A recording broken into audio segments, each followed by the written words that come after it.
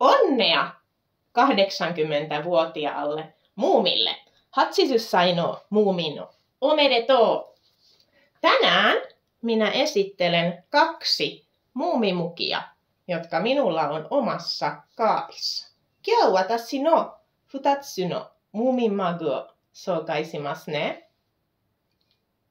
Tämä on ollut minulla lapsesta asti. Tämä on tehty 90-luvulla. Siinä on muumipappa. Hän kirjoittaa. Ja on muumimamma, Tuutikki. Hän on merellä. Tämä on uusi. Moomin Valley Park teemapuistosta. Minä ostin tämän viime vuoden lopussa. Tämä on hieno teemamuki ja se on minun lempiväri, eli vihreä. Onko sinulla yhtään muumimukia? Suomalaiset keräilevät muumimukeja. Minulla on oikeasti vain 3, mutta on monta ihmistä, jolla on vaikka 10 tai 20 muumimukia.